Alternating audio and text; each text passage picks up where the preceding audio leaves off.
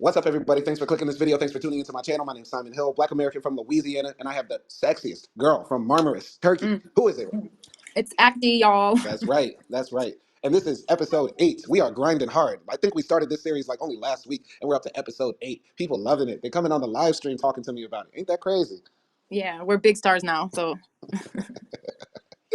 No, but all honesty, I really enjoy watching movies with my wife. We have some very interesting discussions whenever we do it. I really do it. I really do it. I Yeah, really do and this for the love. also like yeah, like we did used to still watch a lot of movies when we were not doing the podcast, and we used to talk about it like just by ourselves. Yeah. And it's yeah, we just like took it to the internet basically. Yeah, like what you're listening to is like the same thing we would say if we were just on the couch like chilling after watching like a really good movie, you know? Yeah. And so far we've been watching some really good ones. This one might be a little bit different because I got a lot to say about this, and I cannot say that, oh, I just love this movie. Though I do love Spike Lee. So today we're talking about Spike Lee's Jungle Fever, 1991 movie, written, directed, and produced by him. So yeah, let's first summarize the idea of the movie. It's a story about a black man in New York in the early 1990s who works at an ad agency. He's a black professional, falls in love with his white secretary. He's an architect. Yeah, he's an architect, and basically all hell breaks loose between his side of the world, his black world, and her Italian American world. Overall, what did you feel about the movie after you got done watching it? I mean, this is the second movie I'm watching from Spike Lee, and not so long ago I watched Do the Right Thing. So there's definitely like similarities. Like he likes portraying obviously New York, and also like Italians, and obviously at the same time like one of his biggest things is like talking about racism and race and things like that, right? And yeah, I was kind of expecting that, but also I feel like he has such a like smooth, fun way of telling a story. Like you don't really feel smothered by any of the themes at all. He makes it fun. There are jokes here and there, and like also just the scenes, like scenes from New York, Harlem, Brooklyn, wherever it is, they're like very authentic and nice to watch and fun to watch. Like the characters and everything, the way they dress, and all of that is very fun. So I did like overall enjoy watching the movie. I wouldn't say it's like the best movie I ever watched, and yeah, like I do think like it covered like very particular important themes around like race and racism, and the ending was a bit weird, but we'll talk about that. So that's my overall like just comment on the movie. What do you think about it? Overall, it was enjoyable and fun. There were some parts that you can laugh at, parts that make you think, other parts that that you're just like, you have to appreciate it thinking about the time. The entire movie, the entire time I'm watching the movie, I'm thinking like, okay, I am back in 1990. How should I feel about seeing this on screen in 1991 or whenever this movie came out? Does that make sense?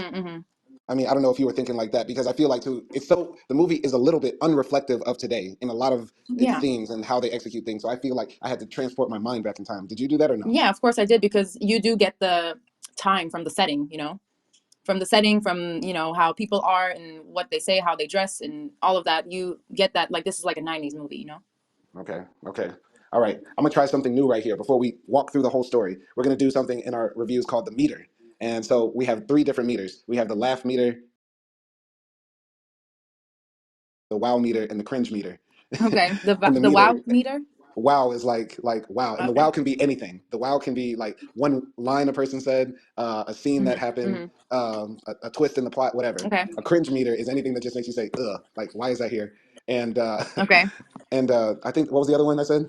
Laugh. Oh, the laugh meter, just like anything that made you laugh, whether intentionally or unintentionally. And the meter goes up to 5. Okay. Okay. So and we're summarizing like the entire movie. So I would say my laugh meter was maybe at like a 3. A 3. Okay. Yeah. So what about you? What was your laugh meter for this movie? I would say the same, like a 3.5 ish. Yeah, definitely. Okay. All right. Cringe meter. I'm gonna say 2. A 2? Yes. My cringe meter was like at a 3.5. Okay. All right. And the wow meter. Wow meter. I mean, there wasn't really like too much of a wow moment in the movie, though. Like overall, it was amusing. So I don't know what to give to this one, but I'll give it a 3 because, yeah, I guess there were like 3 scenes that kind of like took the conversation more into like something that could be dived into. So I'll give it a 3. Yeah, my wow meter is like at a 4, and it's specifically for specific conversations that happened in the movie. Basically, the scene with Drew and her girlfriends having the conversation that they were having after Flip cheated, and also the scene where Angie comes home and her father finds out about Flip. Yeah. So yeah, mine was also like the girl scene, the scene where Flip and Drew are like arguing after the whole affair in her workplace, and like the scene of the Reverend. That was interesting as well. Yeah. So yeah. All right. Okay. Oh, also we're gonna do MVP and MWP. Okay, you got to explain. MVP, most valuable player. So like, who was a standout actor in Okay. this movie? Okay. Okay, and MWP, meaning most worst actor. Okay. If that's possible. Most worst player, most wasteful player, whatever. You Okay. get what I'm saying? Okay. Okay. I got it. All right. So I'm gonna give MVP to actually Samuel L. Jackson for playing Flip's brother, because even though his acting was not spectacular, he did deliver laughs. He did command the screen when he was on there, and it was good to see Samuel L. Jackson kiss Halle Berry, something I did not know happened in cinema history. Okay. Okay. I don't know. Um. Let's see. Okay. I'm gonna go for Wesley Snipes, and here's my reason. I know he's not a likable character, but it's hard because okay, Wesley Snipes at that time when he was young and fine, he was fine. And it's hard for a man to be fine and make a character very unlikable. So that's why I'm gonna give it to him because he made it work. He made himself unlikable despite of looking as fine as he was. Okay, okay, all right, that's good, that's good, that's good. I can see where you're coming from. I can see where you're Yeah, coming from, because I guess as a woman watching the screen, you're like, damn, I really want to, like you, nigga. Like, what the fuck are you doing? yeah. Because if it's not him, I'm gonna give it to Queen Latifah for standing Well, up she against only. the first Darren.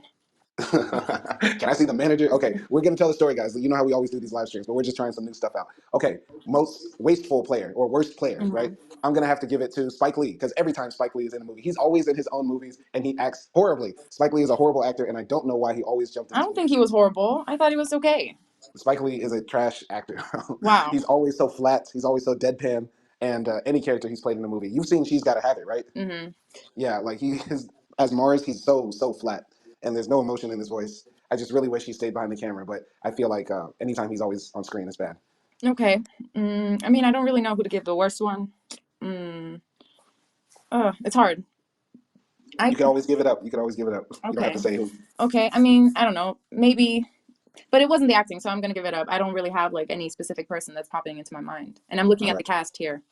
Okay. Not even for Angie. I was gonna go for Angie, but he did. She did also pretty well, not being likable. I was gonna go for the mom, Okay. like mom of Flip, Hmm. because I don't know, like a bit too hysterical and stuff like that. But she wasn't a bad actor. I just kind of didn't like her character that much. Right. Right. I also want to give a shout out, because I think he might be dead, to the father, the good Reverend Doctor, Ossie uh, Davis. C. Davis. I don't know if he's still Ossie Davis. I feel like Ossie. Ossie Davis is dead. Ossie Davis has to be Yeah, he dead. died in 2005. Okay, yeah, damn, it's a long time ago. Okay, but shout out to Ossie Davis. He's an all-star legend.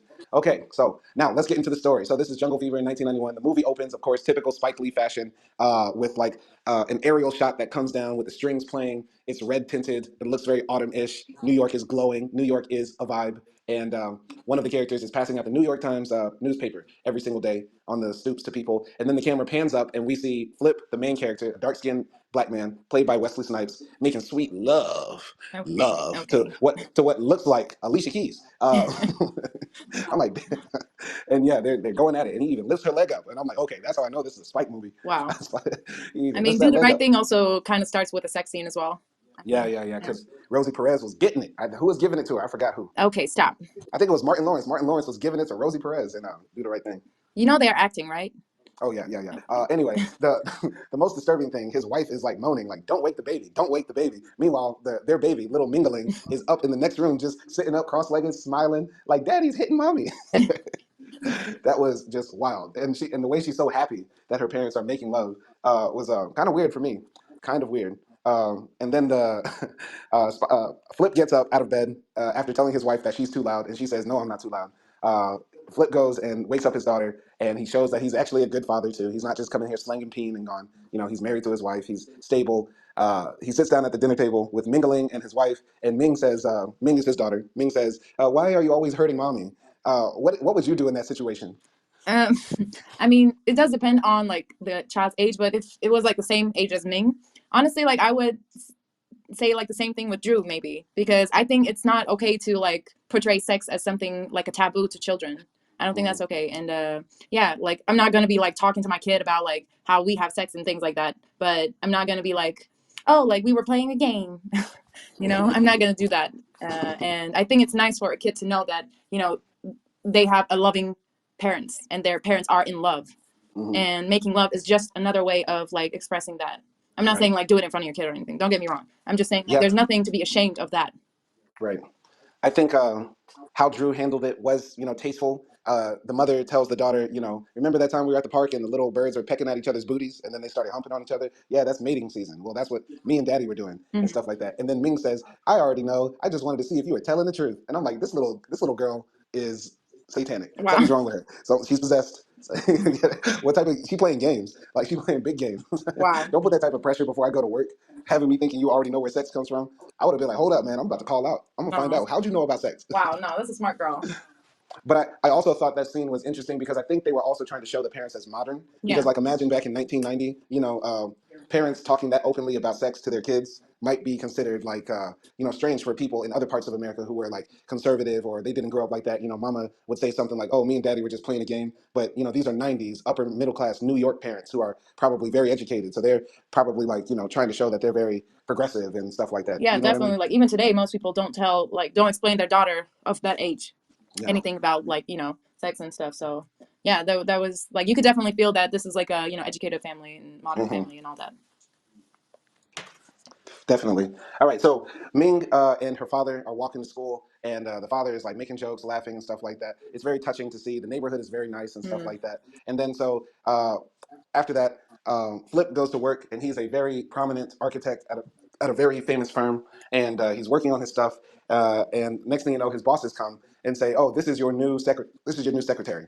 And it's this, very young looking white woman, right? Yeah. Very young looking.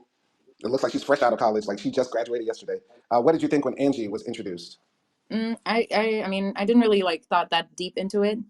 Um, I don't know, like I felt like maybe like he was a bit uncomfortable because he asked like, oh, like, are you Italian? And yeah, and I don't know, like I didn't really like read that deep into it. Did you? I did because unfortunately, I've been infected with racism. Yeah, I mean, different people, different thoughts. Obviously, Right. some things So, symbolize so, different. so the way it looked to me, right, and maybe there are other black people that saw this. There are some people that believe that whenever a black man is successful, the dominant society will put a white woman in front of him to get him either off track. Like that white woman is there to Mm, bait him to do something bad. So maybe I was thinking these guys wanted him out the company, mm, so they got him a white woman, so then she could holler like, "Oh, he assaulted me, he attacked me," or they were just gonna replace him with her or something like that. mm-hmm, That's what I was feeling like at first when Angie was coming, and I thought that's where they were going mm. with the story. Okay. You know what I mean? So I was thinking that Angie was like a plant meant to be there to get this brother off track, if that makes sense. Mm-hmm. Because the way they were standing, like these two white guys all around him and her, and they're like, "Yeah, she's great. She's gonna be your new temporary secretary," and she's just smiling and just being extra nice with him, Yeah, and yeah. it seemed a bit out of place. But then we find out Flip is very upset that they brought Angie to him because he wanted his new secretary to be a black person. But the people say, we hire whoever's best for the job, and his two bosses are two white guys, and they're like, you go ahead and tell her that you don't want her there because she's white, and see how that goes. Mm-hmm. And that goes to show, like, this game that the dominant society plays where Yeah. they keep offices fully white, and then they say, oh, there's no discrimination. Yeah, they were And kind then of like blaming him that he was doing reverse racism on the Italian girl. yeah, exactly, which is just crazy. And I know some people are going to say, oh, you should always just pick whoever's best for the job. Then how come whenever who's best for the job we just look and see a sea full of white people? No, white people aren't naturally smarter, naturally better. Yeah. It's just that these people don't get opportunity, and that's what Flip was trying to get. He was trying to get another black person the opportunity the same way a whole bunch of mediocre white people get Mm-hmm. whenever they go into corporate America. You get what I'm Mm-hmm. saying? Yeah, there. I just want to ask you something. Go ahead. Is saying Afro American bad? No, it was just a very brief term that was used. Okay. Like there was this transition phase from Negro to African American, and then like I would say for maybe like 6 months, everybody used Afro American. Okay, because I noticed in the movie, like the guys in the firm who owned the firm was saying like Afro American, and he kind of like said African American, and I was Right, thinking like, okay, like why are white people only saying Afro American and black people are saying African American, and I'm right. like, I think they did that slip of tongue on purpose, or either subconsciously because they are unaware and out of touch. It's like when a mm, white person says "faux shizzle, my nizzle." You know, okay, okay, it's like you obviously have not been awake for the past 15 years. mm-hmm. You get what I'm saying? Okay, okay, Yeah. All right. So then Flip is like, well, whatever. I can't do anything, right? And he's very frustrated at his job because he wants a promotion. He wants to become partner. He's the most successful architect at his firm, and he still can't even get his pick of secretary. mm-hmm. So anyway, he's sitting down at the desk. Oh wait, I think I skipped a part because I think later he meets up with his homie Cyrus, and Cyrus is played by Spike Lee, right? Yeah, Later that day. yeah, But there's nothing much to add there. Either way, Flip has a homie, his best friend. His name is Cyrus, played by Spike Lee. Nothing much to add there, yeah. really. We just see it like Spike Lee, like Cyrus with his wife, who's also Hmm. like a lighter skinned woman, Hmm. black woman. But yeah, because I guess later in the rent of his wife it comes up again, but we'll get to that. Yeah, I mean, we get the impression that both of them are moderately successful black men, and yeah, they've both chosen wives that have higher complexions, right? Yeah. Uh, but anyway, I wish they really built on more like the love and relationship between Flip and his wife. You know what I mean? Because Yeah. there's not a lot of there's only like a few scenes where we see them interacting. You get what I'm saying? Yeah, I mean, we can see like from the first scene that they like, they do really like love each other and they are happily married. And there was Hmm. also like that scene where they were making dinner. I don't know if you were coming to that. Yeah, yeah, we're gonna get to that, Okay, but okay. yeah, but anyway, so Flip is at the office and he starts talking to his new secretary Angela, aka Angie, the Italian maven, the Melina, the siren from Sicily, Okay. uh, She wasn't that hot, but fine. the Raven from Rome, the Vixen from We Florence. get it. I'm sorry, I'm just joking. Shit, I gotta say this. I'm gonna say it before you say it. Flip's wife was hotter than Angie. Yes. I just said it. Yes, Like she's not that hot. Angie's not that hot. Like she's not a type of woman that like men would go crazy over like typically. You know what I mean? right, Obviously everybody's beautiful in their own way, but right. But she let's was just keep it like a real. regular woman. But let's keep it real. A lot of the times when those dudes back then in corporate America were cheating with their secretaries were like solid sixes, and the misses might have been like a solid 8.5. Yeah. I mean, it was definitely the case here, I would say. Yeah. Mm. Anyway, so he starts talking to the baddie from Naples, and they start. And the impression that I get from Angie as she's telling her story, she says she just likes to work. I just like people. I want to be in the office. I really sympathize with her character because as she's telling her story to her boss, she's trying to be as nice as possible, and this guy is falling into that trap that I feel like a lot of men get into whenever a girl is just generally somewhat submissive, kind, nice, sweet. You Hmm. think that she is coming on to you, Yeah.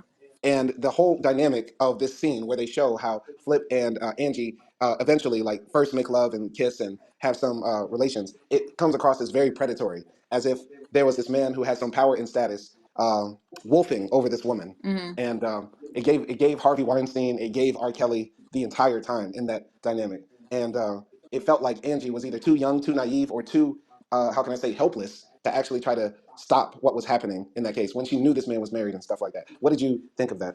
Yeah, I felt like kind of the same way. And I know like that feeling because I've experienced that too. Like whenever you're like too nice to a guy because it's just like you're a nice person, and yeah, they take it on to be something else, and that is like quite frustrating. I didn't think like she was dumb or anything, but yeah, yeah, I agree with that. Yeah. So I feel like this is one of the fatal flaws of this movie because when you go into this movie, you see the title Jungle Fever, you see the cover with the black hand and the white hand, and you know the general story that is going to be about a black man who falls in love with a white woman and there's going to be drama. Hmm. But the problem with the story is that you make the characters so unlikable that you make it seem like there's an inherent flaw in interracial relationships from beginning to end. Now, Yeah. I'm going to just come out and say it. Somebody might say, Simon, you dislike Jungle Fever because it shows interracial relationships badly and you're married to a white woman. I don't care. It's just a fucked up story. I got to keep it real. It's a fucked up story about a man who cheats, who thinks he's supposed to cheat because he's a corporate America man now. Yeah. And he takes advantage of this young girl who looks very much younger than him. I'm gonna keep it real. It looks like there was a good 10 years age difference Hmm. between Wesley and Angie. And you're expecting me to like find some type of sympathy for Flip and what happens to him throughout this movie? No, I can't at all. But I feel like Spike was trying to tell us a story about a flawed interracial relationship because I believe maybe Spike thinks that all interrelationships are inherently flawed between black men and white women, in my opinion. Mm. What do you think? I don't know if like he actually thinks that. Maybe it was more so of like maybe he was trying to tell us like they're not like there's nothing wrong with interracial relationships, but the society makes it hard for those type of relationships to exist in the essence. But yeah, like I also think like the girl was kind of like how do I say this? Like mesmerized by the idea of like being with someone powerful in corporate America as well, because we heard her say like a couple of times, "Oh, it's a fancy place that I work at," and things like that. So Yeah. I think like she was also kind of like living that sort of fantasy in her head as well. Right. And with that being said, that Angie was living in a fantasy of being with a powerful man, maybe regardless of race, let's take a step back because we actually skipped the scene. There was a scene before they actually got together, Flip and Angie, where Angie comes home from work and she has a bag full of groceries and she enters the house to three very angry Italian men who are speaking loud and aggressive with their hands in, in the most stereotypical New York Italian accent ever. And yeah, basically, her mother died, and now she's left as the only woman in the house with her father and her two brothers, who are young dickheads. And she works all day, comes home late at night, and does the cooking for these three men. who generally, don't appreciate her and value her. Like her Hmm. brother says, I miss my mother's cooking. My mother's cooking was way better than Angie's cooking, and her father gets mad at her brother and stuff like that. Her brothers are pretty much lazy, dumb knuckleheads, and yeah, it seems like Angie is living like in a hard situation. So yeah, what did you think of that scene when she came home? Yeah, it seemed like, she was kind of like stuck to her circumstances. She felt like obligated to take care of these men that really don't appreciate her, and just like, yeah, like it was a hard life for her. That's what it looked like. Having all this sort of responsibility while she's like fresh out of college and trying to make a career for herself and things like that. Yeah. Yeah. And watching all these movies now has made me like maybe super feminist in like the past week or so. Because every time I watch these movies, I just see so much like latent or blatant sexism in so much of it, right? Like Yeah. Handmaiden, Color Purple, now in Jungle Fever, the character of Angie is like a woman who's probably suffocated around all this toxic masculinity. Flip exercises toxic masculinity on her with the powerful boss with his super tight suspenders, who just has to put some D on this little white girl who's now a secretary. Then she comes home and like all these men are yelling at her, cook, cook, cook, cook, cook. And Yeah. then No, there's so there's definitely like hints of feminism in the movie, though the movie is not like surrounded by feminist ideas. But like also with Cyrus and his wife, we see that in the scene that they're talking, and she's saying like, "Oh, did you pick up my birth control?" And he says like, "Oh no, I forgot. But when are we having kids?" And then she says mm, like, "Oh, I just got like this big promotion, and you promised me like we wouldn't have kids until you went back to college or something." So we kind of understand that Cyrus is kind of like a jobless man, I guess, maybe, well, I don't know, or no, like, no, Cyrus said he worked as a high school oh, teacher. high school teacher. Okay, well, Right. then like he has to take a leap in his career or something. Yeah, yeah, I yeah. don't know. And Right. we also see there like the feminism as well, a little Yeah, bit. exactly. Woman like has to choose between children or career sort of theme. Right, right, exactly. All right, so moving forward now, Flip and Angie are like sort of like sleeping around and stuff like that. And No, like first they're having like late night conversations at the office, like they're eating dinner together and stuff like that, right? yeah, And yeah, they were eating like Chinese food every night and stuff like that. There's a weird conversation where Flip says like, "Why are you staring at me? Is it because of my beautiful dark skin? Are you staring at me because I am full of melanin?" And I'm like, "Bro, like, where did this come from? Like, some of this dialogue is just absolutely insane. Like, there are parts of the movie where people just say things that I feel like no normal person would say, even if you wanted to explore racism in this movie. Like, who comes up while you're having dinner with this girl and says, 'I know what you're thinking. How dark is this what? man? How does he taste like chocolate? Wow. Does he come Hershey powder?'" Wow, wow. Well, I think like there was in that conversation there was a hint of the curiosity that both races might have towards each other, because it was such a taboo thing. I think it was like a hinting to that, no? Yeah, yeah. I just it's so the way some of the dialogue was just very like nail on the head. Paper Mhm. in your face. Computer screen right next to your nose. And like there was a scene where Flip first meets Cyrus, and Cyrus says, "How was your day, brother?" And he says, "I'm just a hard-working black man trying to make it in corporate America." Who the fuck talks like that? Who? Okay. I'm a hard-working black man trying to make it in corporate America. I know why you're staring at me. It's because you want to know if I taste like Reese's Pieces. Wow. Yeah, I can see it being a bit cringe in that way. You want to know if it looks like a Snickers bar. That's gross. Some of the pickup lines and scenes are just very very trashy. Anyway, can we get past the scene where Angie and Flip have Yes. horrible desk sex? Can we skip that? Okay, okay. All right, you tell me where we are in the story now. I mean, yeah, like they have an affair in the office, and then I guess after that, Wesley Snipes' character Flip goes to talk to Cyrus, and it's like Hmm. we see like both characters like sharing their experiences with like their community, right? So Flip goes to tell Cyrus like, oh, I have to like tell you something. I had an affair, and then like Cyrus is like, so what? Like, okay, so, and it's like this sort of, I guess again, like cheating in corporate America is like sort of normalized. But then he says Hmm. like it's with a white woman, and then Cyrus goes like wild. He says like, oh, it's an atomic bomb and all that sort of stuff. And like, as soon as like she's white, it becomes this whole thing. And also on the other hand, we see like Angie talking to her friends, and she's saying like, oh, I'm seeing somebody, and he's black. And then like one of the girls is like super racist, and she's like, oh, like that's just nasty and things like that. And then like the other girl is like, so what? But you should never bring him to the neighborhood, because there was this other black dude that came to the neighborhood. She was with an Italian girl, and they like sort of lynched him, or I don't know, like they killed him and things like that. And it's like this very sort of yeah, like weird racist conversation that they have as well. So yeah, Right. I don't know what Let do me you ask you. yeah. Let's keep it real. Let's keep it real. When you met with your girlfriends Hmm. in It doesn't have to be with me, but it could be with any other like person you slept with who was black. Did they have that same reaction or anything similar? No, like they didn't have the same reaction. I guess like the one thing that I got was the question about the penis. Okay. But that was basically it. Like it Okay. was just Okay. like, it was assumed that it was a large, you know, penis. Penis. It's a Yes. big dick. And sometimes it was corrected, sometimes it was not. So yeah. I see. Okay, okay. Just wanted to ask Yeah. because that's. I feel like in the movie, I feel like Spike Lee has a good insight on the Italian American community and white people in general. Because the thing is, if you're black in America, you know white people better than white people know us, Mhm. right? So, but there are some things where we sort of have to fill in the blanks to make sense of it all. Mhm. So we have to guess, or we have a very strong assumption that when white people are alone, they do say stuff like what they said in the movie, Mhm. like "Oh, I would never," or they drop racial slurs all the time, "mooly," "eggplant." What are you doing hanging around those dots, those spooks. So that's the only way we can sort of reconcile why we are treated certain ways Yeah. is by actually assuming that that's how they talk, that's how they act around us. Yeah, And yeah, definitely. yeah, I mean, I did have like I remember this was after like we met, and then when I came to Turkey and you were still in Serbia, and I did have a conversation with one of my friends about the N word. I had to have that conversation, and that was interesting. But yeah, and I think I don't know. Yeah, what you had to tell them not to say it. yeah, I had to was problematic. Okay. I don't even feel like we had that conversation before. Yeah, because I know it's problematic. Okay. All right. I'm not going to guess who, but I have a strong Yeah, inclination. yeah. All right. Damn. Okay. There's another thing I wanted to say about that scene, or the scene in particular, at least about the Italian community and Mhm. how they're depicted in this movie. Mhm. So I feel like some people might miss this in the movie, but if we're going to talk about culture creates a society and why a society is the way it is. Really, in this movie, the Italians, as they're depicted, have a very ghetto culture.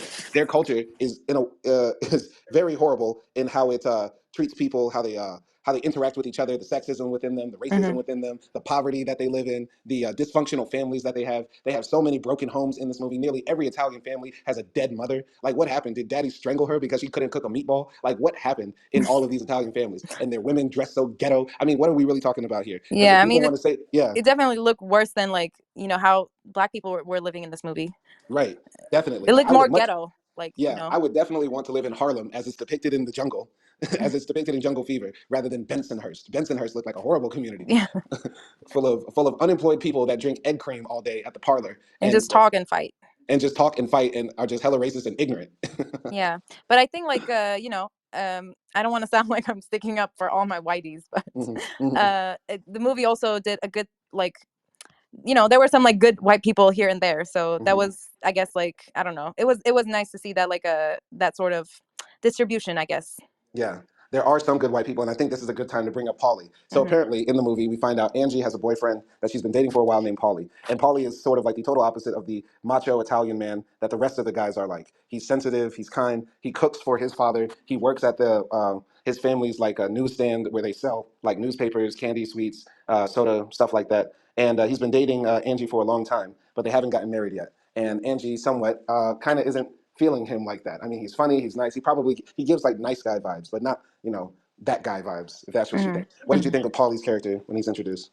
I mean, he did seem like a good fit for Angie because he was also sort of naive and he seemed lost. He seemed like he didn't really belong in his community. Like he could do greater things because he was like kind of like this, kind person who was like interested in reading and things like that. So yeah, like I don't know, he was like one of my favorite characters. Hmm. Hmm. Definitely, Like he definitely. just looked like the guy who was just trying to do the right thing. Right. Yeah, do the right thing. That's Yeah, funny. That's I'm glad you got that. I did get that. Yeah, that was a good one. No, Paulie, definitely. At first I wasn't sure about him because I thought maybe because I didn't know where this movie was going Hmm. because I thought Paulie might be the one eventually to like kill Flip or something, right? Yeah, Even though yeah, same. I felt like he might have turned on the black community and just because like his girl left him for a black dude. yeah, yeah, but actually, Paulie rises above everything in this community that's going to bring him down. His girl gets piped down by, Wesley Snipes. The Yeah. rest of his community is racist as hell. He hears this every day, yet and still he stands up to it, which is actually very good. So yeah, Yeah. Paulie is Angie's guy. Flip tells Cyrus about the cheating and stuff like that. But eventually, word gets out. Word gets out because Cyrus tells his wife, who then, of course, tells Drew, Mhm. Flip's wife, right? Mhm. And Flip comes home one day after a nice little date with his Italian snow bunny, fresh from the Alps. and he comes back and home. Go ahead. and also like at this time we also had the scene where Flip was like signed his resignation as well in Oh between yeah, yeah, that. yeah. Okay, yeah, we should talk about that. But before we talk about that, we have to talk about the fact that we went this far in the movie without mentioning uh, Samuel L. Jackson's character, the Oh crackhead. yeah, We yeah, went, which goes to show how useless this side quest of the movie is. I know. We literally could talk like for a good hour and a half just about the main storyline, but the crackhead part of the movie is somehow here. Do you want to jump on that? Yeah, it was like, he was a character that was Flip's brother. He was Hmm. like kind of like the, lost cause of the family. He's addicted to crack. He's like this funny, quirky guy, and he doesn't have a job. And first we see him like coming to his mother's house and asking his mom for money and things like that. And his dad is like this tough, reverend who talks in Bible. And yeah, like Talks in Bible. I don't know, like I didn't know what like his role was in the story. And then like he also added to a very bad ending to a movie. Mm-hmm. So yeah, I don't know. Like I do think also it was kind of unnecessary. It's always nice to see Samuel L. Jackson in the screen, Hmm. but yeah, like I didn't know where that was going. Maybe it was just to point out the crack epidemic in that time in America. Hmm. I don't know. Maybe it was Right. just like that sort of social commentary purpose. Yeah, I definitely think it was for that. I think it was to point out that crack had a big command on the community, and maybe this is something that really needs to be talked about. Maybe he put that in there to say that while we're focusing on interracial relationships and whether it's good or bad, we have Hmm. a whole community of people that are addicted to drugs. Maybe that's why he put that in there. Yeah, maybe. That's the only like reason, because other than that, it's such a useless part of the story. Even though it's good to see that Halle Berry comes in and plays a crackhead to the best of her abilities, and Samuel L. Jackson, steals the show with his comedy every time, right? Yeah. Yeah. So, yeah. What else happens after So that? yeah, then we see like the scene with Flipper in the office with his bosses, and I really liked the camera in this scene because it was turning, and we could see like both sides and how their mannerism were, and like how they sat down and things like that, how they were dressed, and all of that was like very well seen from the Hmm. shot, and I really liked that Hmm. as the Hmm. conversation like between the two sides were going. Yeah. Yeah. When Flip is in the office with the guys, it was very intense. I didn't know where it was going. I thought maybe, it might get violent in there, like they were going Mm. to throw him out, or I thought maybe they knew about what happened between him and Angie, and they were going to say, now, how can we promote somebody that sleeps with white women late at night in our office? And I thought he was going to be like, what? Nigga, what? How'd you know? That's what I thought might happen. But very interesting how that worked out, Yeah, I think it was interesting that like they were arguing with him, and they were saying like, yeah, like we you are gonna get it. We just don't know when. You need to be more patient and all that. And then he says like, we don't have any patience anymore. Hmm. And I was Hmm. like, who's we? Yeah, yeah, yeah. Like you're just one person. But then I guess that like that hints to another like whole like racial side of corporate America and all Hmm. that stuff. Right. Yeah, I thought that was like a cool line in yeah, the yeah, movie. yeah. Yeah, I definitely felt like, they were trying to lock the brother out, like from, rising up in the company and that sort of stuff. Hmm. And they were going to throw all that stuff at him. Like he's got an ego. He thinks he's more valuable than what he is. But the way they chased him down the hallway, they obviously valued him and stuff like that. And after that, I was wondering, like, because we don't see Flip work for the rest of the movie. I'm like, damn, being an architect must have made him a lot of money because he didn't work for like the next month. Well, yeah, I mean, yeah, it does make Yeah, a lot of money. I guess so. I guess so. But But I mean, yeah, after go that, ahead. this is what I was thinking when I saw like how they showed the last scene where Angie is just like standing there and she's not really saying anything, and Hmm. then Flip is just like gathering his things from his office, and I'm Hmm. thinking like, okay, so this was like a office romance, right? Hmm. Like Hmm. office fling. So now Hmm. that he's gone from the office, like, is this thing still gonna go on? Right, right.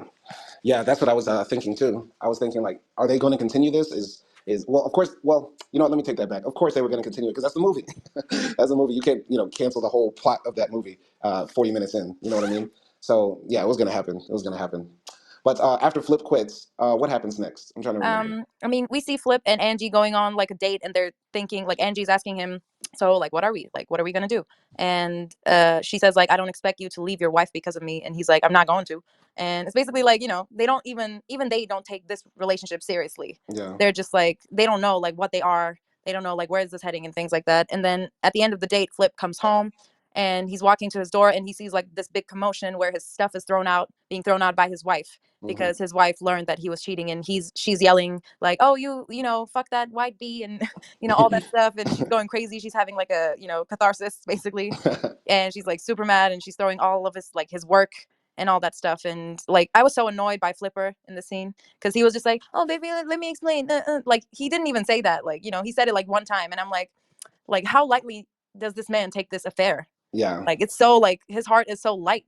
How can Hmm. he be this like relaxed in a situation like this? Like, all he's worried about is like his home office that he's gonna like, you know, put his new firm to and things. And I'm Yeah. like, why are you thinking about that? Like, I hate you. Yeah, I've never seen a woman act that perfectly as the woman who got cheated on in a movie, other than whoever played Drew. That was Mhm. exact, like the way she was spitting. She said "fuck you, the motherfucker!" Like just the spit was flying out of her mouth, the veins were popping out of her neck, like popping out the window, just throwing stuff. And she was like, "Don't give that to him! Don't you dare give that back to Flip!" And she's like throwing out his shoes and shirts and stuff like that. It was Mhm. perfect. I really wish though that they showed Ming in that situation, because Ming was there and Ming was in the arms of Cyrus's wife, and it seemed like they hid Ming's face, but I would really like to show that disappointment in Ming's face and watching this all unfold, because I thought that Yeah. would have been very powerful to make that scene just more dramatic. Yeah, yeah, exactly. Because for a smart little girl, like, she knows about sex and all that, Hmm. and it's like for the rest of the movie, like, she kind of acts a bit more naive. Obviously, she's a kid, and Hmm. maybe she might not know what is happening, but her mom kind of said everything out on the street. So Yeah, yeah, yeah, absolutely. Very cool scene. But then after that, I think we go to Angie, because Angie gets discovered at the same time, right? And she comes home, and oh, it's even worse for her, right? Like yeah, she comes home, and her father literally beats her in one of the most brutal beatings I've ever seen on camera. yeah, Her father just sets it off, and whoops her, saying, "How dare you sleep with the N word? You're sleeping with niggers. I would not want your wife. My mother would no, your mother would be rolling in her grave." If she knew or if she could know, and yeah, just throws her all over the house, punches her, slaps her. One of the most vicious beatings I've yeah. ever Takes seen in out a his film. belt and just like belts her. Belts her, picks up a lamp, is about to kill her.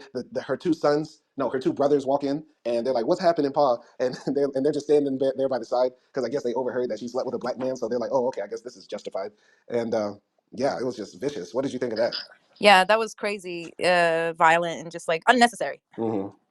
I was just thinking like how deeply rooted that was in that family, basically, like Hmm. the racism, that you would go to that length of harming your own kind, your own Right, daughter, right. who's like the only person that takes care of you. And like before in the movie, when we're introduced to Angie's father, he sounds like a loving father, right? He's like, thank your sister for cooking this dinner for us and Hmm. stuff like that. Right. So like, he doesn't sound like a cold father. But like, then to see him like just turn like, absolutely the opposite way, just because like she was with a black man, it Hmm. was insane to like, yeah, just see Right. that. Right. And man, there's a lot to unpack about why they act that way. When their daughter dated a black man or slept with a black man, apparently. But I think we have to go back and go to a scene that came before all this. We're sort of jumping around, but we can still tell this story by jumping scenes. So there's a scene when Paulie goes to work at his shop that he owns with his father, and all the other Italian men in the community come in there and gossip. And in there, there's a man who's always drinking like egg milkshakes, another old Italian man, some two other dumb goons, and Paulie, right? Hmm. And basically, one of the guys who always drinks egg milkshakes is in there, and he's always sad. And the old Italian man says, "Oh, that's because the Italian girls don't like us Italian men, right? And they want the blonde hair, blue eyed, waspy surfer guy, not us dark skinned, brown haired, Sicilians or whatever, right?" And then they start talking about other things that they feel like are flawed with them, but at the same time, they match it up with denigrating black people and saying that they're the best and stuff like that, right? And yeah, they're very ignorant and they're proud in their ignorance. Like one of the Italians approaches Paulie and says, "Why are you always reading? What's in that newspaper that I don't know in my head?" And Paulie tells a story about these Italians in New Orleans who were nice to black people, but they got lynched because they were nice with black people. And the same guy who came into Paulie's store, listening to Public Enemy and stuff like that, says, "Yeah, Hmm. that's right. They shouldn't have been messing with niggas and stuff." And it's like, this whole that whole scene really shows like the complexity, the inferiority and superiority complex inside the minds of somebody who has all this racism within them. Do you get what I'm saying? Yeah, yeah. There's like like there was definitely like, you know, a very obvious hate towards black people, but at the same time, like a secret adoration for black people.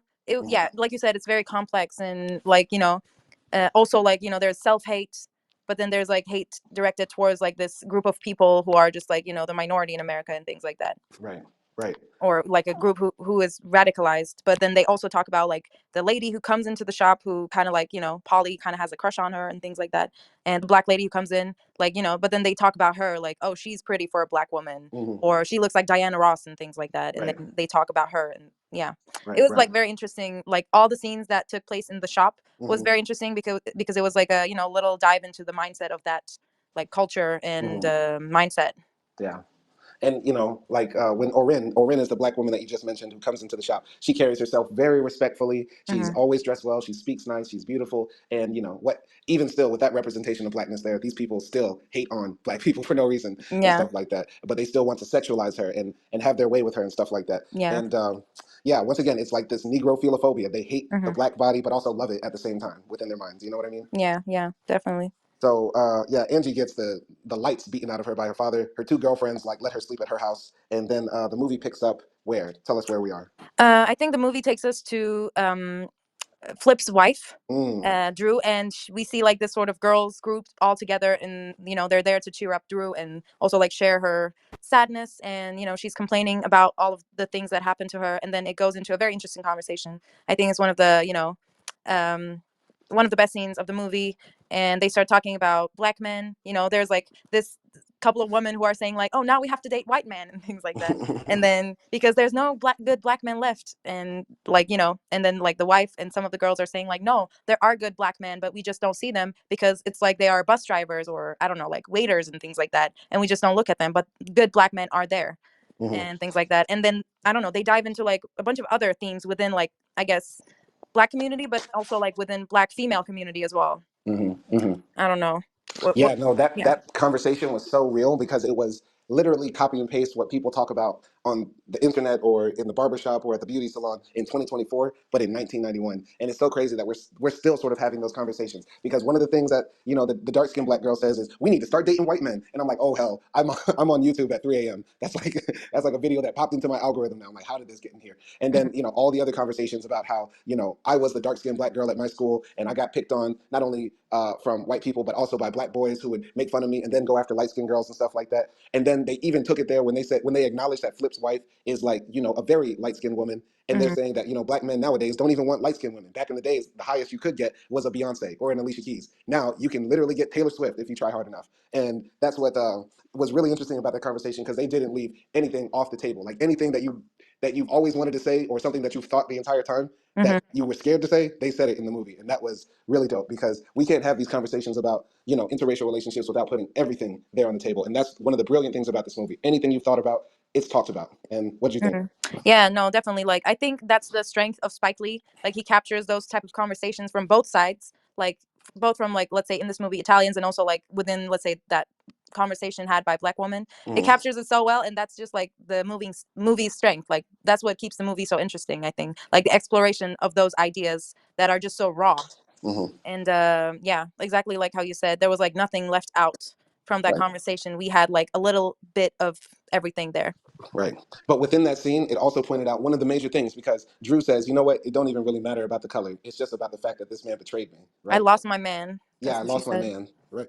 And I felt that. I felt that for real Hmm. because, once again, the big flaw in Flip's whole demeanor is that everything that's happening to him is his own damn fault. It's not the fact that he's with a white woman. It's the fact that he cheated on, a bad little broad he had at home. And he Yeah. threw away everything that, he probably worked very, very, very, very hard for just because he was curious about white women. You were curious. You're that curious to let mingling grow up without a father. Is that really what we're talking about? Yeah, yeah, definitely. I mean, I guess I would say that's one of the things that movie is trying to say. Like, this actually is supposed to be a movie about infidelity, Mm, but because of the color of the characters, it goes way beyond than what it should be. right. I guess. I don't know. Right. But yeah, that definitely was like a sad scene to watch when she said, like, it doesn't really matter. Like, I lost my love. Hmm. Hmm. Absolutely. Very, very. We could really talk about that conversation with the girls, the girl time talk, like for a good hour, because there's so much to unpack in that conversation, and everybody said something that could be like an essay. You know what I mean? But Mm-hmm. moving on from there, I think we're now at the scene where Flip moves into his new apartment Mm-hmm. with his, how can I say this, Sicilian Selena, and Oh God. I'm sorry, I'm sorry, and. Yeah, he moved into this new apartment. It's very small and tiny, no furniture or anything like that. The crackhead brother appears, and the crackhead brother says, he's like, "You got a white woman now," and he's like, "Yeah, she's white," and he says, "Yeah, I'm very proud of you, man, because most of the time when you see brothers with white women, they be with just the ugliest ones, right? And Mm-hmm. when you see a white man with a black girl, they be the finest ones and stuff like that." Mm-hmm. And I just feel like that's a big myth. I feel like that's one of the biggest myths and stereotypes out there. And I feel like it's not true. I think it's just self hate. Like if you're literally dating the same black girl that you were with yesterday and she now dates a white man, you feel like now she's fine. But that's just because of the self hate that we have, where we think anything the white man has is better than what we have.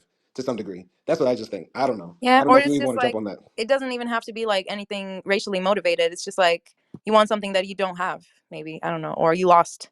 The things that you lose become more precious when you lose them and stuff like that. So maybe it's just even that. Right, right.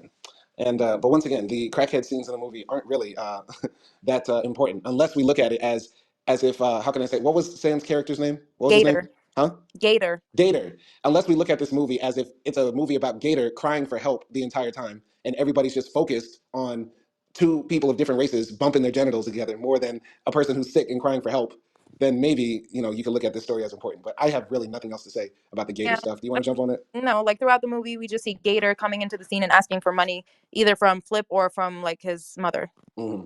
Right. Which are very powerful and interesting scenes, but that's just because Sam is a great actor, Yeah. and that's it. Yeah. You want to say anything else? No, no. No. What else is there? So after that, Flip goes to the mall where his wife works and tries to approach her to take him back. He brings some flowers and some sweet words, and she is turned. Boy, as soon as she sees that black shadow of a man, she says, "What you doing here?" As soon as she sees that that walking night pole, she says, "In my office, not here at my job." And they have a very heated argument back in the back of the Bloomingdale's, where she says, "You've always been color struck. You've always, had some issue with your color. That's why you and your stupid little friend Cyrus both got light skinned women as your wives." And he's like, "Baby, that ain't true." And then she starts, breaking down. She's like, "I've been called all sorts of names: octoroon, maroon, platoon, all sorts of names, white nigga, nigga white, all sorts of stuff, like stuff I ain't even heard." I'm like, "Damn, I'm hurt. I'm offended." Wow. And yeah, Flip said something very interesting. It's like, you think I'm messed up about color, but I think you're talking about yourself, or you're messed up about color too. And then she Hmm. says, "Well, maybe I am, but that's what makes this all so worse." Which goes to show the heartbreak in all of this is that even if it looks like somebody is privileged by having lighter skin, or they think their life is easier because they're lighter skin, it's Hmm. not actually true at all, because Black people, regardless of our skin tones, go through different circumstances and challenges because of our skin tones. Do you get what I'm saying? Yeah. And I thought that goes to show that there is a deeper level of hurt when you cheat on somebody who really doesn't look like your spouse. And I think that's what Drew was feeling. She's like, "Am I really not that good enough? Hmm. For this man?" What did you think about that conversation? Yeah, I mean, it was very interesting. It showed that no matter like if you even if you're a dark colored like black person or a light black person, both had like internalized self hate and colorism, and both had issues. If even if you're like a light skinned dark light God, these words are too much. Light skinned black person, you still struggle with like racism and the self hate that's like put in the minds of black people because of white supremacy and things like that. Like it doesn't really matter. And also like I guess like she also felt a bit betrayed because of like we see like these two black people, Flip and his wife Drew, and they're like kind of like a black power couple, right? They're Hmm. like pro black, they're like we're proud of being black, we're successful and all of that. And yeah, and also we like hear Drew say like she said, what was it, I'm not the rainbow fucking kind.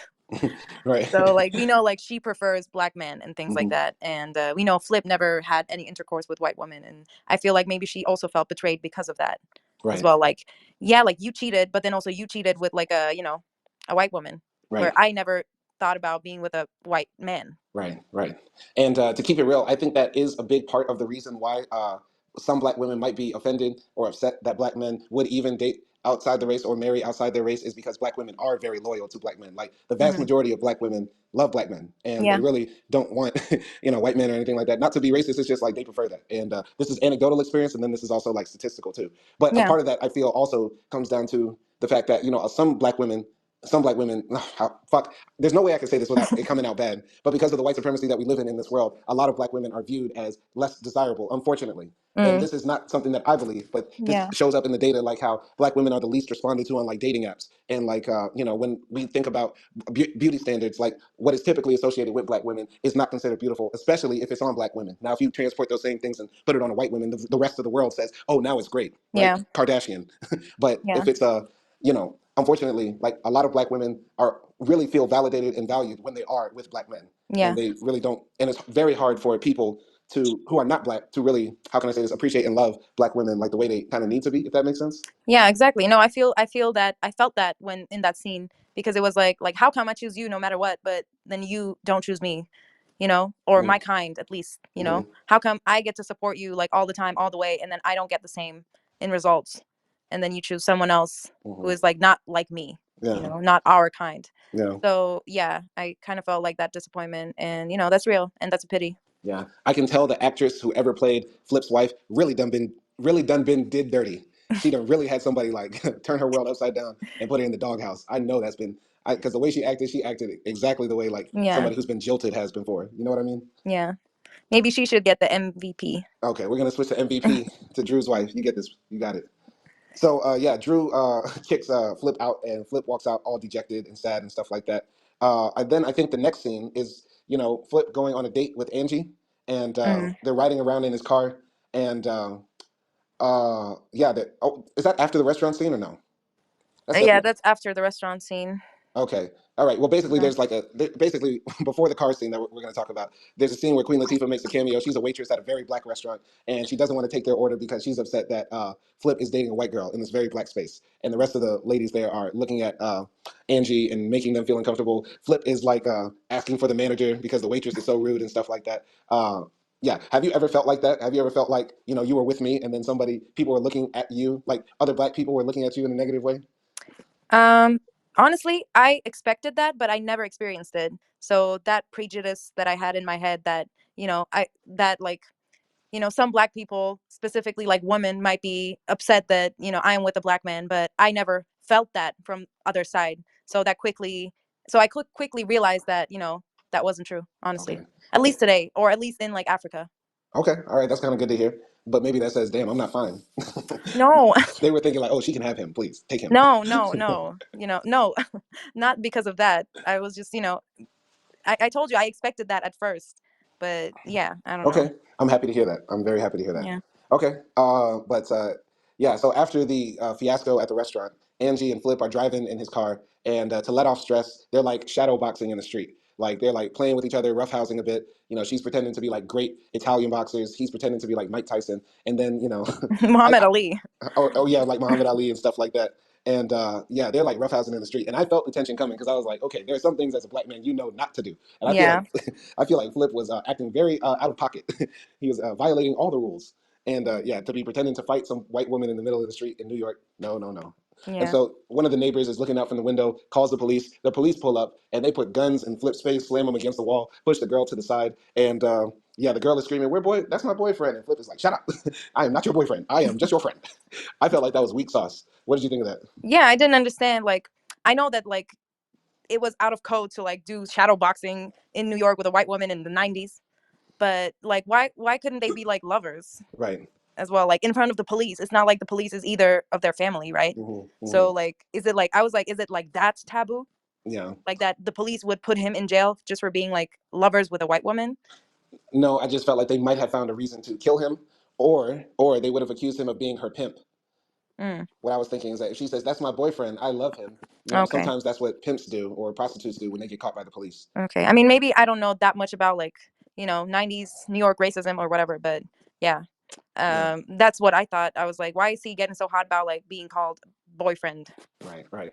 I just felt like that scene was there to highlight that really it's the whole world against them, but more Yeah. of the pain will go on him, really. Because Yeah. honestly, Angie got beat by her father and extradited from her community and stuff like that. But she'll live. Generally, she'll live. Like, Hmm. what could happen to Flip is that he could literally die. And I think, Spike Lee was just once again hitting the nail on the head about how much he disapproves of interracial relationships with this movie, Hmm. honestly, in my Yeah, opinion. definitely. And it was like the scene where I think he realized that he really shouldn't be in this relationship because we Yeah, see him like yelling, "What am I even doing here?" Or right. like, "What am I even doing?" But I think we skipped one scene. Sorry, we're like going so back and forth, but this is an important scene in my opinion, and I think Hmm. you liked this as well. Hmm. This car ride was actually after they had dinner in Flip's parents' house. Yes. Oh, yes, yes, yes, yes. Talk about that. Yeah, so first of all, I just want to say I was like, why the fuck is Flip introducing like his side chick to his parents? What type of man is this? Right, I'm right. like I was like, is it that serious? Like is But it like is your relationship that serious? right. By the way, I have to say this that this is the second dinner Flip has with his parents because at the previous dinner, his wife, no, his mom is saying like, "I'm sure you'll find a way to fix your relationship with Drew. You Mm, always do. She's a lovely woman and stuff like that." So they already know that something happened with Drew and yeah. stuff like that, and they're not. At least the father's not happy, but his mom is somewhat optimistic and naive. Yeah. She's like the glue that's trying to keep like his her husband and his sons like together. Yeah, yeah, yeah, Basically. But yeah, like that was my first thought. I was like, so you cheat on your wife, and then on top of that, you introduce like the woman that you cheat on with to your parents. I was like, that's crazy. Like yeah. you got no manners. None. And yeah, but it was very interesting. So yeah, like straight on it went, and like the good reverend was, going at it, talking about like where the adoration or the curiosity for black men came to white women, and From also like, Willacoochee, Georgia. yeah, also like vice versa, like white men's, taken of the black woman and things like that, and how it came to be. And yeah, that was very interesting, very intense. Yeah, so the um, way yeah, Flip's father talks is very old school, Southern Bible black talk. preacher. Yeah, he talks like the Bible. It's Old Testament in every single sentence. I think it's important to ask. Well, the question he asked at the beginning to Angie, he said, "So are you Catholic?" And she says, "Well, yeah, I went to Catholic school, I guess." And he says, "Well, here we are Baptist." And like a lot of Black Americans are, Baptist, because the Baptists were like the one Christian denomination that was at least a little bit anti-racist, just a little bit. So that's why a lot of us are that. And What is the difference between Catholic and Baptist?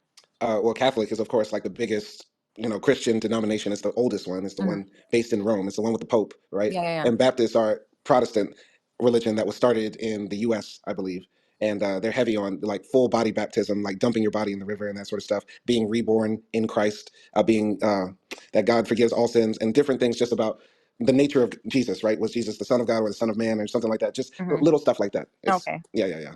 But yeah, there was that divide, but the way he described, the creation of white supremacy, because like Mm. he was talking about how the white man put the white woman on a pedestal, so much so that even he wouldn't, have sex with her and stuff like that. And meanwhile, white men would go and lay down with every black woman, and that's how black people in America have so much that makes us look like white people to some extent, or we have so much of them in our DNA and stuff. And Hmm. yeah, while the white men were defiling black women, he was in the minds of the he was imagining what white women might be thinking, that they might want to lay down with the big black slaves that are on the plantation and stuff like that. And that Hmm. was once again another scene where Spike Lee does not hold anything back. He lets every sort of comment, anything that's ever been said about the idea of interracial relationships, just out there and lets it out there. And that was one of the things I was like, I did not know we were going down this path. But Yeah. yeah, what did you want to jump on that? I mean, yeah, like you said, it was definitely very raw, and this is like a topic that, you know, I would say this is a topic that many Black Americans, at least like pro Black Americans, believe, and I do think it is true to an extent, and I think like it's important to sort of like say these things and accept certain things that that are faulty. Um, for like I'm talking for like white people, like Right, like right, it's okay, like it was in the past, yes, but it's also like important to sort of hear these things, mm, acknowledge these things, and then feel some type of way for these things so that right. the mistakes are not repeated. Yeah, you know what? And So it's I and it's think all. Go ahead, go that's ahead. that's the importance of like as a white person watching this movie, like you hear those very like hard to talk about feelings, like hard to visualize scenes, like Mm, when he was telling that story, I'm visualizing what was happening back then, mm, mm. because those are like very harsh and violent scenes that you would imagine, Right, but and those were true. So I think, I don't know, it was very compelling. right. And one of the things, like you said, it's important is like just putting that stuff out there so people can actually talk about it. And Yeah. like something that I used to hold and believe in relations to like interracial relationships was that, it would be okay for a black man to, marry a white woman or stuff like that. But, and I'm keeping it real with you, I don't think this now, but I used to be upset hearing about or seeing black women who got with white men because, they're the ones who violated our grandmothers, Hmm. did that for centuries and stuff like that. I don't think that anymore because, of course, both genders of the dominant society violated our people in many ways, right? White women and white men, right? Hmm. So, there's no difference. I can't just judge a black woman for doing that. But I used to think that because Hmm. of stuff like that. And I was just hoping, well, if we're talking about everything, let's just put it all on the table. So, the white woman never raped us. You get what I'm saying? I mean, they didn't have the power to do that, Yeah, but it's not like, but still white women did sexualize black men, right. to an extent. And yeah, like white women didn't have the power to rape black men because they were like the subject of rape, so Hmm. it doesn't really make that much of a sense. But yeah, The thing i, is, I mean I understand like why you would feel that way, but at the same time, like thinking like that, you're taking away from black women who might actually really like be in love with a white man. So exactly, yeah. exactly. And the thing about slavery is that it's almost unimaginable. It's almost unbelievable the amount of stories and lives that were lost then. When Hmm. something happens for almost 400, 500 years, we're talking about so many millions of people that have had stories. So I think it's very likely that there were a good amount of black men who were sexually assaulted by white women or white men or Yeah, whatever, right? yeah, I yeah, mean, in the movie Goodbye Uncle Tom, right? They talks about the trafficking of children. Literally, children were trafficked and used as you know, yeah, for that during slavery times. You know what I mean? yeah, And yeah, we don't know what all happened, but I think it's very likely. So we can't just say, "Oh, black women can't do it, but we can." That doesn't make sense. yeah, yeah. So yeah, we talked about the scene at the dinner table, and then the car ride scene, and I think after that, Mm-hmm. then comes the scene where Gator took the TV. Maybe. Yeah. Okay. Do we Your really want to first talk about child is a that? crackhead. That You was want to such a talk? funny line. What'd you say? That was such a funny line. When Gator said, "Just tell my mama that her son's a crackhead." I mean, yeah, I mean, Flip said it first to his mom. He Hmm. said, like, your first child is a crackhead. But Hmm. yeah, like, I guess, like, I mean, after the scene, um, like, after the police scene and all that, we see, like, Flip and Angie in the apartment, kind of, like, depressed and not talking to each other and stuff like that. And then it goes to Flip's house where his mother is. And, yeah, like, his mother is saying, like, oh, you know, Gator took the TV and just walked out. Hmm. And he basically, like, stole the TV from his mother's house, and then Flipper says, like, mother, forget about the TV. The TV is gone. Like, Hmm. you're never going to see the TV again. And you shouldn't let, like, Gator come into this house. Like, we have to cut him off because he's in a bad condition. He's sick. He's a crackhead. Yeah. And, yeah, the mom is kind of like, you know, no, like, he's my firstborn. And, you know, I can't just cut him off. Just find him and find the TV and bring it back, because if your father, you know, finds out about this, he's going to go crazy. Right. Right. And, yeah, tell me. I have nothing to say honestly because Okay. the whole search for Gator side story was like snooze fest. Yeah, I Like. mean, again, it was like a social commentary. So, like, after that, we see Flipper going around the crackhead side of New York, which is, I don't know if it's Brooklyn, but yeah, like, he goes out on the street and we see him. And also, like, I think what was interesting about the whole thing is, like, you know, we see this whole neighborhood full of crackheads, but it's not like all black people. It's Mhm. like you see this guy in a suit walking out of the crack house and Mhm. things like Mhm. that. So you see how kind of like, you know, um, insane that this epidemic is. That Yeah. is like the crack epidemic, and I guess that's like the only, I don't know, thing that caught my attention in that search. Yeah. That there were like all types of people in there, and yeah, like Flip finds this like place called Taj Mahal where all the crackheads hang out, and then he goes there. He's looking for, like, it's chaotic, it's like smoky, like it's just gross, Mhm. and he finds his brother, and he says, like, you know, where's the TV? And Gator is saying, like, I'm smoking the TV. Mhm. And yeah, it's just like, you know, we feel very bad for Gator for the position that he's in, I would say. And yeah, Flipper is just saying, like, you know, we're cutting you off. Don't come to mom's. Don't come to me. And you know, you're just not getting any money from us because, like, you're effed up. Right. I mean, the only thing that made this scene interesting was just seeing the dynamic between Samuel L. Jackson and Halle Berry, both playing crackheads. Like, which goes to show, like, some people were undervalued in their roles. This movie would have been better had you replaced a few characters and swapped them around and stuff like that. Like, imagine Halle Berry playing Drew, or imagine Samuel L. Jackson playing Flip's father. Like, Mm, if you just flip around a few characters, swap a few roles, you would have maybe a much more dynamic movie, or just cut the whole thing out together. If the commentary is saying, why don't we talk about crack more than we talk about, interracial sex, hmm. I think there's something there. But other than that, it's just boring. That part is boring to Yeah, me. yeah. And I don't know. I guess after that we see Flip and Angie, right? Like, Flip wakes up and Angie's not there, and then No, no, no. Wait. Flip wakes up with Angie not there because the day before they have a talk, and Angie's like, "So what are we doing?" And Flip is like, "I don't know." And Angie says, "What about kids?" And he says, mm, "Oh, no, no, no, no, no, no. I don't want no half black, half white kids. I don't want any of that." And she's like, "Really?" And I think there was the question of, "Do you love me?" And he said, "I don't love you, and I don't think you ever love me." Or did I skip the scene right there? no, I think, yeah, that was the question. I mean, that was the conversation. Yeah. Okay, but yeah, what did you think about them having that talk about kids? I mean, we knew that was coming. I knew that the break was coming when they had, like, the whole thing with the police, Hmm. and I kind of knew, like, he realized that he really doesn't want to be with Angie, and it Hmm. was just like it was literally the jungle fever or whatever, Hmm. and yeah, I knew, like, he didn't want kids from her or anything like that. So yeah, I mean, it was interesting how they hinted that, Flipper, how they hinted that Flipper doesn't want mixed kids. He doesn't want to, like, have a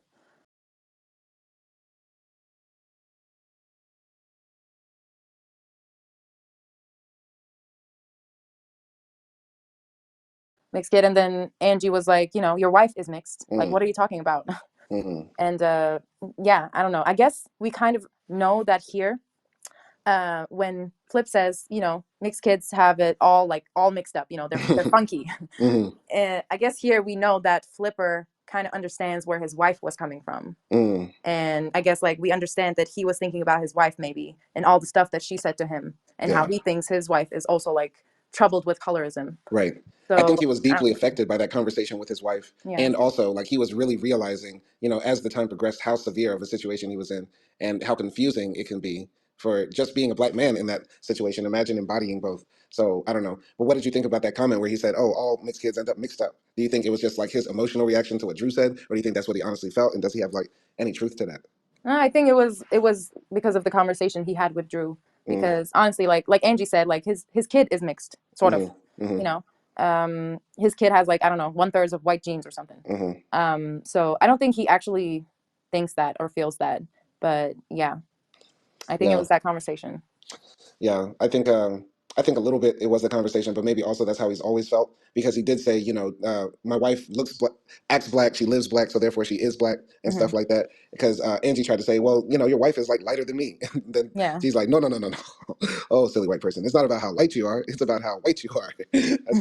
That's the key to everything, right? Yeah. Um, anyway, I think we should skip now. So where were we in the story?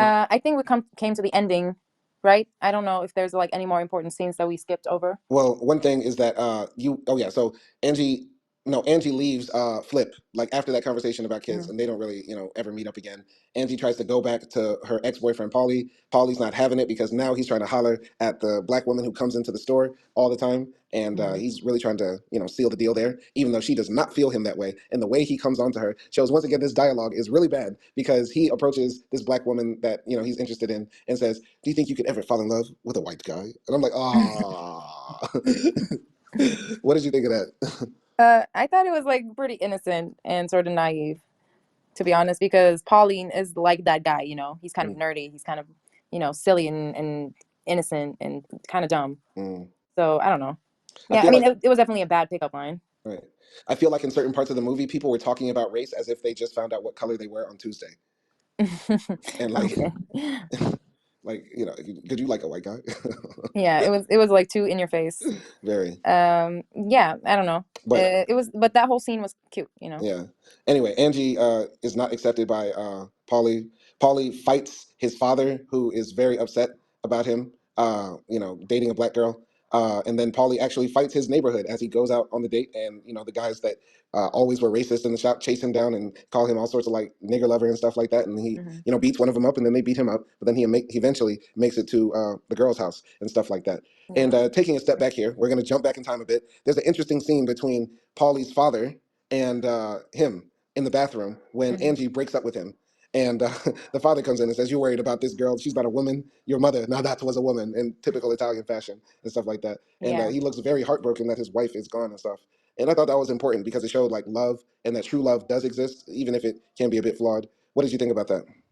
Yeah, it does. And yeah, that was like a cute moment. Like it was aggressive, obviously, like he was shouting at him. Hmm. But, in my mind I always this is kind of like a conflict that I have because, a true I'm not gonna say woman, but like a true, person who loves another person should put up with all the things that is thrown at them, Hmm. either like as a person or as a couple. Like I always think in my head, like, should you put up with everything, or like, is it okay to choose yourself? Or once you're committed to a relationship, like no matter how bad it gets, you just stick with that person because you actually truly love them and you can sort of forgive them no matter what because the love is so big and strong. Hmm. Or sometimes in my head I'm like, am I overrating love? Right, So yeah, that's just a conflict that I have, or a conversation that I have in my mind sometimes. right. But yeah, like it was nice that he was talking and he was saying like she didn't talk to me for 2 years but she still scrubbed my back Mm, and all that. And he was saying like now people think all marriage is about like it's just sex. right. There was a line he says, "I ask her for a kiss, but she can't kiss me back." Something I like can't that. find her lips. I can't find her list. That was deep. Yeah, that That was was actually sad. very sad. Yeah. But don't underrate love, actor. You know I love you. I love you too. Aw.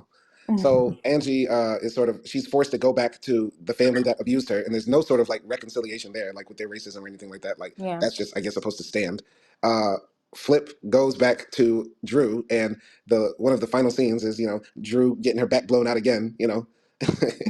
Like we're back to square one, but she's crying now while they're doing it, and it's not as hollering, like it's not hollering the same way she was before. Yeah, and And she says she asks Flipper to like go, yeah, basically, but after Ming they is have still, sex. yeah, Ming is still like up smiling, sitting cross-legged, listening to people, banging, having sex. Like, what is happening? I mean, uh, yeah, but before they cut to the scene, they also show Gator. yeah. Um, Oh yeah, Gator got killed. Okay. yeah. Oh, okay. All right. So I mean, anyway, we don't have to talk this in detail, but basically, what happens is that Gator comes to the house when his father is not there, and then he starts like bothering his mom about money, and he goes crazy when his mom doesn't give him money. He's like, chaotic, just turning the house around, trying to find money.